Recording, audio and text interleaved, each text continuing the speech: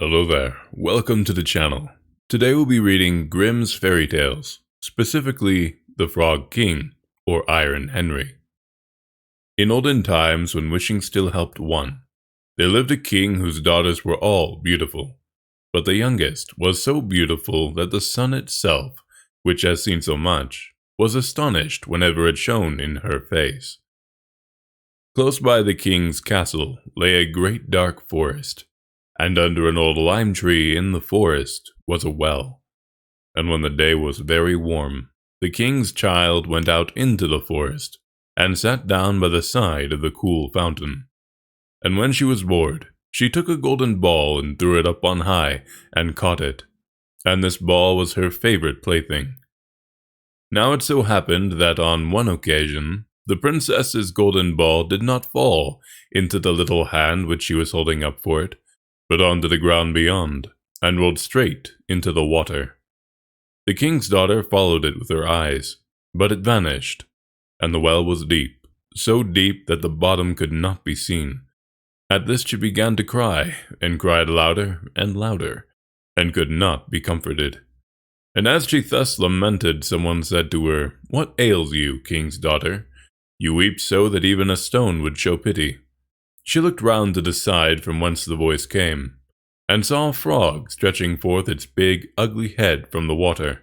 "Ah, old water splasher, is it you?" she said. "I am weeping for my golden ball, which has fallen into the well." "Be quiet, and do not weep," answered the frog. "I can help you. But what will you give me if I bring your plaything up again?" "Whatever you will have, dear frog," said she. "My clothes, my pearls and jewels, and even the golden crown which I am wearing." The frog answered, "I do not care for your clothes, your pearls and jewels, nor for your golden crown. But if you will love me, and let me be your companion and playfellow, and sit by you at your little table, and eat off your little golden plate, and drink out of your little cup, and sleep in your little bed. If you will promise me this, I will go down below, and bring you your golden ball up again." "Oh yes," said she, "I promise you all you wish, if you will but bring me my ball back again." But she thought, "How this silly frog does talk. All he does is to sit in the water with the other frogs and croak. He can be no companion to any human being." But the frog, when he had received this promise, put his head into the water and sank down, and in a short while came swimming up again, with the ball in his mouth, and threw it on the grass. The king's daughter was delighted to see her pretty plaything once more, and picked it up, and ran away with it. "Wait, wait," said the frog, "take me with you. I can't run as you can." But what did it avail him to scream his croak, croak after her? As loudly as he could, she did not listen to it, but ran home, and soon forgot the poor frog, who was forced to go back into his well again. The next day, when she had seated herself at table with the king and all the courtiers, and was eating from her little golden plate, something came creeping, splish splish splash, up the marble staircase. And when it had got to the top, it knocked at the door and cried, "Princess, youngest princess, open the door for me." She ran to see who was outside, but when she opened the door, there sat the frog in front of it. Then she slammed the door to, in great haste, sat down to dinner again, and was quite frightened.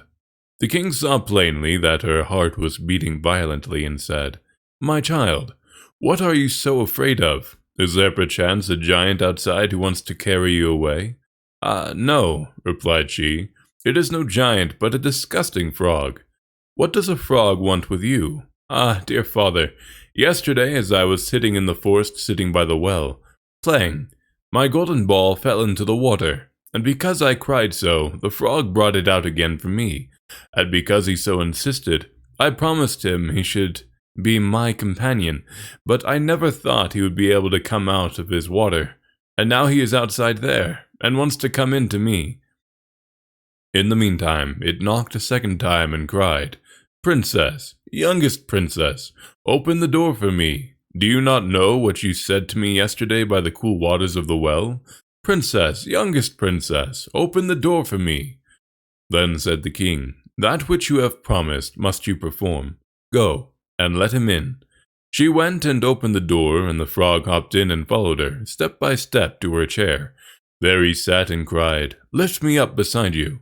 She delayed, until at last the king commanded her to do it. Once the frog was on the chair, he wanted to be on the table. And when he was on the table, he said, "Now, push your little golden plate nearer to me, that we may eat together." She did this, but it was easy to see that she did not do it willingly. The frog enjoyed what he ate, but almost every mouthful she took choked her. At length he said, "I have eaten and am satisfied. Now I am tired. Carry me into your little room, and make your little silken bed ready, and we will both lie down and go to sleep."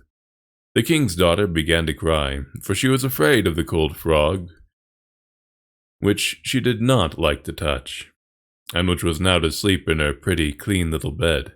But the king grew angry and said, "He who helped you when you were in trouble ought not afterwards to be despised by you."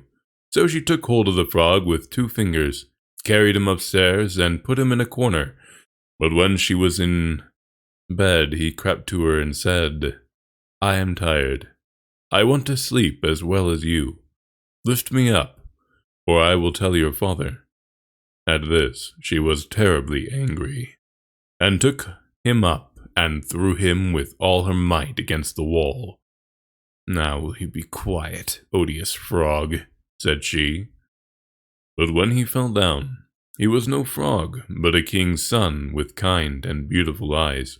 He, by her father's will, was now her dear companion and husband.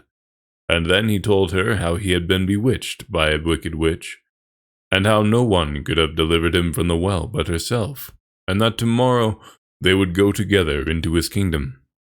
Then they went to sleep, and next morning when the sun awoke them, a carriage came driving up with 8 white horses, which had white ostrich feathers on their heads, and were harnessed with golden chains.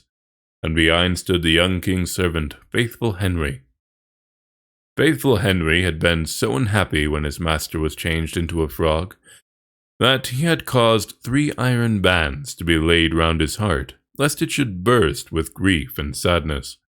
The carriage was to conduct the young king into his kingdom. Faithful Henry helped them both in, and placed himself behind again, and was full of joy because of this deliverance. And when they had driven a part of the way, the king's son heard a cracking behind him, as if something had broken. So he turned round and cried, "Henry, the carriage is breaking." "No, master, it is not the carriage. It is a band from my heart, which was put there in my great pain when you were a frog and imprisoned in the well." Again, and once again, while they were on their way, something cracked, and each time the king's son thought the carriage was breaking. But it was only the bands which were springing from the heart of Faithful Henry, because his master was set free and was happy.